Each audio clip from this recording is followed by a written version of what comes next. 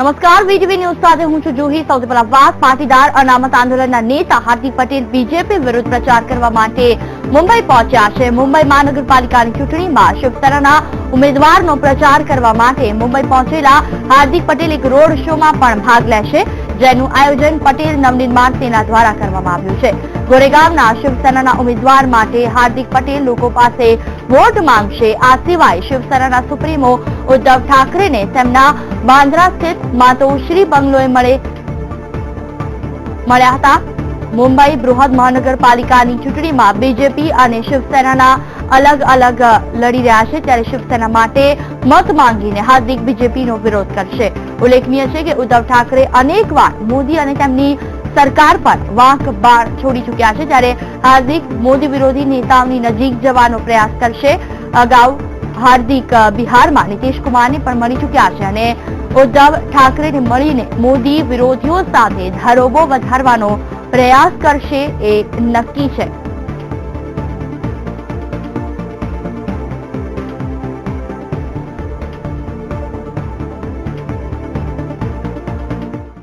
Political vision दोस्ती में नहीं होता या परिवार में नहीं होता। यहाँ पर जो आए वो दोस्त के नाते आए, प्रणाम करने के लिए आए थे और बड़ों के आशीर्वाद लेने के लिए आए थे, ताकि जो लड़ाई लड़ रहे हैं समाज हित के लिए, सामाजिक परिवर्तन के लिए और कुछ ऐसा राजनीतिक परिवर्तन जहाँ पर लोगों को न्याय दिला सके, बस इसी के लिए आए थे यहाँ पर। और जहाँ भी जरूरत पड़ेगी हम इन परिवार के नाते इनके साथ खड़े रहेंगे, जहाँ भी जरूरत किसी भी प्रकार की। આજ વિશે વાતચીત કરવા માટે અમારી સાથે અમારા સંવાદદાતા હિતલ પારેખ ગાંધીનગરથી જોડાયા છે। હિતલ, ખાસ કરીને વાત કરવામાં આવે તો જે રીતે હાર્દિક પટેલ શિવસેનાના કાર્યકરોને મળ્યા છે અને સાથે સાથે જે રીતે વાતચીત કરી છે ને ક્યાંક ને ક્યાંક મોદીના જે વિરોધીઓ છે તેમની સાથે મળવાનો પ્રયત્ન કરી રહ્યા છે, શું લાગી રહ્યું છે?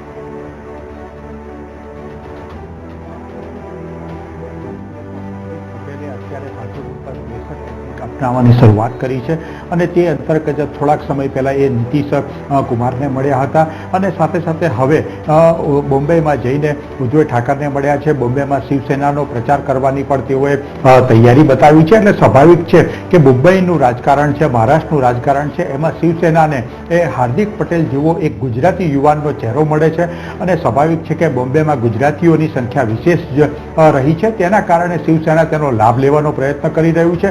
અને જ્યાં સુધી સવાલ હાર્દિકનો છે, હાર્દિક દ્વારા આ સમગ્ર રીતે જોવા જઈએ તો ભાજપ ઉપર એક ગુજરાતમાં પ્રેશર ઊભું કરવાનો પ્રયત્ન છે। શિવસેના હિન્દુવાદી પક્ષ છે, એવી જ રીતે ભાજપ પણ હિન્દુવાદી પક્ષ છે। હિન્દુવાદી વોટ બેંક જે ગુજરાતની છે એ ગુજરાતની વોટ બેંકને શિવસેના ટચ કરવાનો પ્રયત્ન કરે છે, ત્યારે હાર્દિકના પરિપ્રેક્ષમાં રીતે જોવા જઈએ તો સ્વાભાવિક છે કે 2017ની વિધાનસભાની જે ચૂંટણી છે નવેમ્બર ડિસેમ્બરમાં યોજાવાની જે વાત છે એ પહેલા હાર્દિક પણ ઘણી બધી જગ્યાએ ઘણા બધા નેતાઓ સાથે મળીને ભાજપ ઉપર ગુજરાતમાં પ્રેશર ઊભું કરવાની દિશામાં આગળ વધી રહ્યો છે અને ગુજરાતના રાજકારણમાં હાર્દિકનો અનામત દ્વારા સીધો પ્રવેશ થાય તેવી શક્યતાઓ પણ અત્યારે વ્યક્ત થઈ રહી છે। જી જુઈ। બિલકુલ, જ્યારથી હાર્દિક રાજસ્થાનથી પરત ફર્યો છે ત્યારથી લઈ એ વખતે પણ અને પહેલા પણ જે રીતે તેને ખાસ નિવેદનો આપ્યા હતા તેમાં કહ્યું હતું મને રાજકારણથી કોઈ લેવા દેવા નથી, મને માત્ર ને માત્ર પાટીદારોને અનામત મળે તેનાથી જ મતલબ છે। કોંગ્રેસે પણ તેને આના કારણે જાકારો આપ્યો હતો, તો હવે આ પ્રકારની મુલાકાત શું સૂચવે છે? હવે રાજકારણમાં શા માટે એને લઈને અનામત મળવાને શું ફાયદો?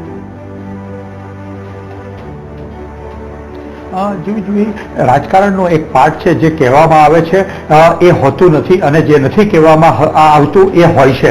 એટલે બની શકે કે રાજકારણની રીતે એ વખતે જોવા જઈએ તો હાર્દિકની જરૂરિયાત અનામત આંદોલન હતી, અનામત આંદોલન થકી તેઓ ગુજરાતમાં એક ચહેરો બનવાનો પ્રયત્ન થયો અને તેમાં સફળ થયા છે। એટલે સ્વાભાવિક છે કે હવે અનામતના પગલે પાટીદારોને અનામત અપાવવા માટે કાલ સવારે હાર્દિક પટેલ એવું પણ નિવેદન આપી શકે કે રાજકારણમાં આવવાની જરૂરિયાત પડી છે, કારણ કે કોઈ પણ રાજકીય પક્ષો પાટીદારોને અનામત મળે એવું ઈચ્છતી નથી, એટલે તેઓ રાજકારણમાં પ્રવેશે છે। આ રીતે એ તેઓનો રાજકારણમાં પણ પ્રવેશ થઈ શકે છે। જી જોઈ। બિલકુલ, વાત કરવામાં આવે તો ખાસ હાર્દિક આ પહેલા નીતિશ કુમારને પણ મળ્યા હતા અને કહ્યું હતું કે જ્યારે પણ જરૂર પડશે ત્યારે પાટીદારો તેમની સાથે ઉભા છે તો નીતિશ કુમારની મુલાકાત, શિવસેનાની મુલાકાત. નીતિશ કુમાર એક અલગ રાજકીય નેતા છે, જ્યારે શિવસેના એવું છે કે જે ગમે ત્યારે ભાજપ સાથે ગઠબંધનમાં હોય તેમ છતાં ભાજપને પણ ગમે ત્યારે તેના ઉપર વાર કરી દે છે તેવો પક્ષ છે, તેઓ તેના એવા કાર્યકરો છે. તો આ બંનેની મુલાકાતમાં કેટલો અંતર? ખાસ કરીને જોવા જઈએ તો રાજકીય રીતે જોવા જઈએ તો નીતિશ કુમાર ક્યાંક ને ક્યાંક એક પાટીદાર આગેવાન તરીકે બિહાર તરફની દિશામાં એક ઉભરી રહ્યા છે અને એક પ્રામાણિક નેતાની નીતિશ કુમારની એક છબી છે. તેનો લાભ ક્યાંક ને ક્યાંક હાર્દિકે લેવાનો પ્રયત્ન કર્યો. હાર્દિકે પોતાને એક રાષ્ટ્રીય ફલક ઉપર લોકોનું ધ્યાન ખેંચવા માટે તેઓ નીતિશ કુમારને મળ્યા અને હવે તેઓ શિવસેનાને મળી રહ્યા છે. બંને પાર્ટીઓની વાત છે અને બંને પાર્ટીઓના ડિફરન્સની વાત છે. ખાસ કરીને જોવા જઈએ તો ગુજરાતમાં જે રીતે હિન્દુવાદી વોટ બેંક છે, ભાજપ આટલા વર્ષોથી 20 વર્ષથી શાસન કરે છે, તેની પાછળનું મેઇન રહસ્ય છે હિન્દુવાદી વોટ બેંક અને તેના જ કારણે તેઓ શિવસેનાના પરિપ્રેક્ષમાં મુલાકાત થઈ છે. કારણ જોવા જઈએ તો મહારાષ્ટ્રમાં લાંબા સમયથી શિવસેના અને ભાજપનું જે ગઠબંધન હતું એમાં વાદ વિવાદ ઘણા બધા ઉભા થયા છે. એટલે બની શકે કે આગામી દિવસોમાં આ ગઠબંધન તૂટે અને ગઠબંધન તૂટે તો કેવી રીતે, જેવી રીતે ભાજપે શિવસેનાને મહારાષ્ટ્રમાં પૂરી કરી છે તેવી જ રીતે શિવસેના પણ ગુજરાતમાં પોતાનો કટ્ટર હરીફ ભાજપને ડેમેજ કરી શકે તે પ્રકારની રણનીતિ શિવસેનાએ પણ અપનાવી છે. અને જોવા જઈએ તો લાંબા સમયથી એનસીપીના નેતાઓ પણ ગુજરાત તરફ આવ્યા છે. એટલે હવે એનસીપીના નેતાઓ ગુજરાતમાં આવી રહ્યા છે તો ત્યારે શિવસેના પણ ગુજરાતમાં પોતાની વોટ બેંક મજબૂત કરવાને દિશામાં એક પ્રયત્ન કરી રહી છે. બિલકુલ. હિતલ, ખાસ કરીને વાત કરવામાં આવે તો હાર્દિકે એમ કહ્યું છે કે જ્યારે પણ શિવસેનાની જરૂર હશે તે તેની સાથે ઉભા રહેશે. નીતિશ કુમાર સાથે પણ તેમણે એમ જ કહ્યું હતું. પરંતુ ખાસ તો હાર્દિકને અત્યારે અનામતને લઈને તમામ લોકોની જરૂર છે. શું લાગી રહ્યું છે જે રીતે આ તમામ લોકો હાર્દિક સાથે મુલાકાત કરી રહ્યા છે તો હાર્દિકને જ્યારે જરૂર હશે ત્યારે શિવસેના કે નીતિશ કુમારના કોઈ કાર્યકરો આવશે? એ પછીનો સવાલ છે. અત્યારે તો બંનેની જરૂરિયાત છે.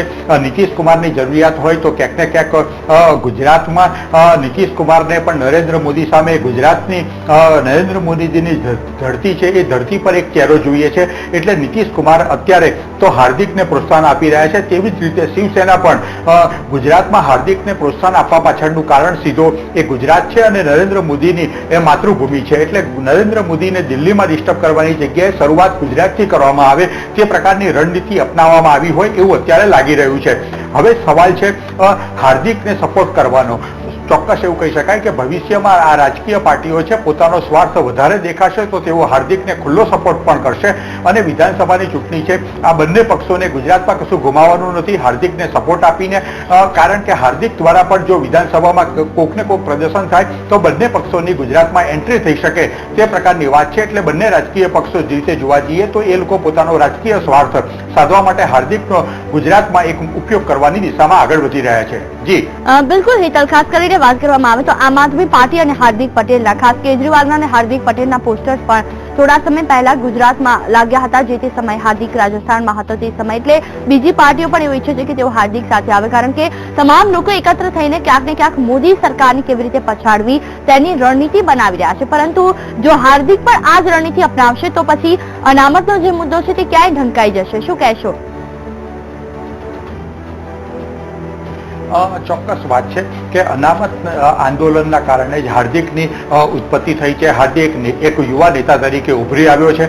જ્યારે એનો મેઇન મોટિવ છે અનામત પાટીદારોને અપાવવાનો, હવે એ મોટિવ કદાચ બીજા નંબરે જઈ રહ્યો છે અને રાજકારણમાં પ્રવેશ એ મોટિવ એનો બહાર આવી રહ્યો છે. પણ ચોક્કસ એવું કહી શકાય કે આગામી દિવસોમાં હાર્દિકના આ પગલાઓને કારણે પણ ક્યાંક ને ક્યાંક પાટીદાર આંદોલનને પણ નુકસાન થઈ શકે છે. સાથે સાથે મહત્વનો મુદ્દો એ છે કે અત્યારે હાર્દિક પણ રાષ્ટ્રીય લેવલે પોતાની ધરી શોધી રહ્યો છે અને રાષ્ટ્રીય લેવલે આ મોટા પક્ષોના નેતાઓને મળીને પોતાની એક રાષ્ટ્રીય નેતા તરીકેની ઇમેજ છે એ પ્રકારે એસ્ટાબ્લિશ કરવાનો પ્રયત્ન કરી રહ્યો છે. હું જોઈ તમને એક ચોક્કસ કહેવા માંગીશ કે હજુ 2017 ચાલુ થઈ ગયો છે, ફેબ્રુઆરી મહિનો ચાલે છે, નવેમ્બર ડિસેમ્બરમાં ગુજરાતની ચૂંટણી આવવાની છે. આ ચૂંટણી પહેલા હાર્દિક આવા અનેક નેતાઓને મળશે અને તેના કારણે પહેલા એવું કહેવામાં આવતું હતું કે હાર્દિક આપમાં કેજરીવાલ જોડે નજીક છે, પછી કહેવામાં આવ્યું નીતિશ કુમાર જોડે નજીક છે, હવે શિવસેના સામે આવી છે. હવે હજુ તો જુઓ, કારણ કે રાજકારણ છે, રાજકારણમાં વિધાનસભાની ચૂંટણી આવતા હજુ હાર્દિક પાછળ ખરેખર ચહેરો કોનો છે અને હાર્દિક કોને સપોર્ટ કરશે એ આવનાર સમય હજુ એ સમયની વાર છે. 3-4 મહિનામાં આ ઘણું બધું ક્લિયર થશે અને રાજકારણમાં એક નવા આયામો પણ ગુજરાતમાં સર્જાય તો નવાઈ નહીં માનવી જોઈએ. બિલકુલ, તમામ જાણકારી બદલ હિતલ આપનો ખૂબ ખૂબ આભાર. તો જે રીતે પરિસ્થિતિની વાત કરીએ ગાંધીનગર થી અમારી સાથે હિતલ પારેખ હતા કે હાર્દિક પટેલ શિવસેનાના અધ્યક્ષને મળવા માટે પહોંચ્યા હતા, સાથે સાથે અનેક કાર્યકરો સાથે પણ તેમણે મુલાકાત કરી છે અને ખાસ તેમણે ઉદ્ધવ ઠાકરેની એવી બાંયધરી આપી છે કે જ્યારે પણ તેમને પાટીદારોની જરૂર હશે ત્યારે તેઓ તેમને સાથ આપશે. આ પહેલા તેઓ નીતિશ કુમારને પણ મળવા માટે પહોંચ્યા હતા. તો તમામ લોકો જે મોદી વિરોધી છે તેમને મળવા માટે હાર્દિક પહોંચી રહ્યા છે. એમાં અનામતને શું ફાયદો થશે, અનામત મળશે કે કેમ તે તો ક્વેશ્ચન માર્ક જ રહી ગયો છે.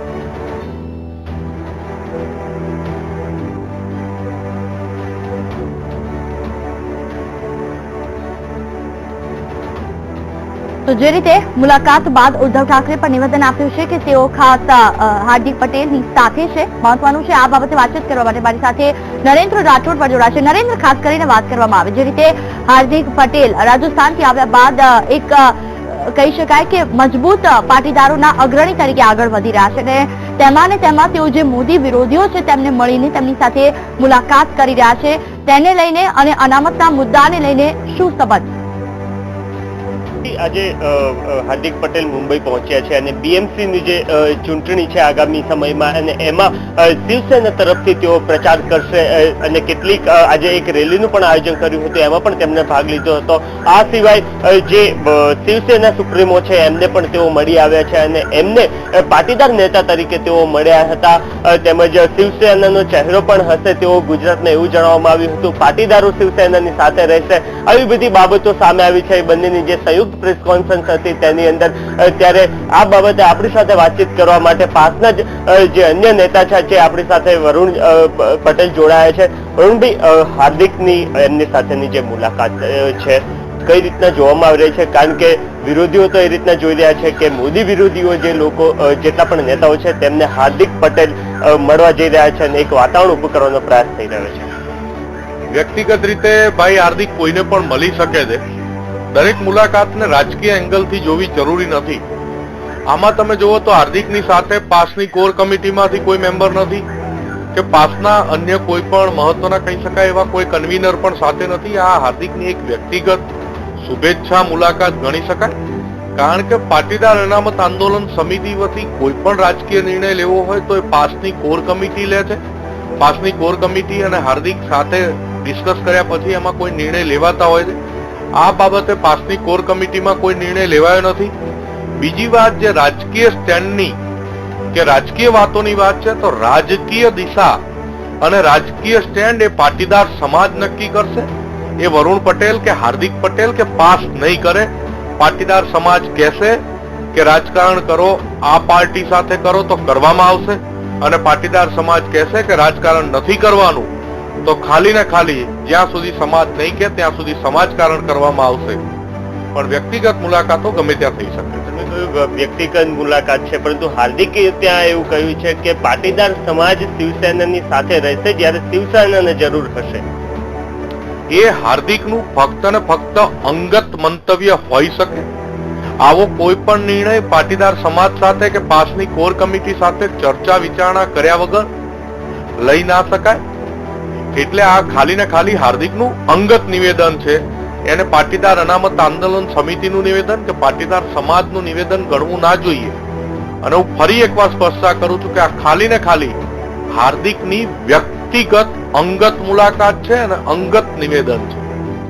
જરૂરથી તો જે વરુણ પટેલ છે તેમનું જણાવવું છે કે આ પાસનો નિર્ણય નથી કે નથી સમાજનો નિર્ણય, હાર્દિક પટેલનું પોતાનું અંગત નિવેદન છે અને તેઓ આજે ત્યાં જઈ રહ્યા છે ત્યારે તેમના દ્વારા આ પ્રકારનું નિવેદન કરવામાં આવ્યું છે. પરંતુ આ સાથે જ કેટલાક પ્રશ્નો એ પણ થઈ રહ્યા છે કે હાર્દિક પટેલને પાટીદાર સમાજનો ચહેરો તેમજ પાસના અગ્રણી તરીકે જોવામાં આવે છે અને જ્યારે તેમનું નિવેદન આ પ્રકારનું હોય ત્યારે સ્વાભાવિક રીતને જે લોકો છે તેને સમગ્ર સમાજનો અથવા તો જે પાસની જે સમગ્ર ટીમ છે તેનો અવાજ તરીકે જોતા હોય છે. ત્યારે જે પાસના અન્ય જે નેતાઓ છે તેમનું કહેવું છે કે આ એમનો વ્યક્તિગત નિર્ણય છે. જી બિલકુલ, તમામ જાણકારી બદલ આભાર.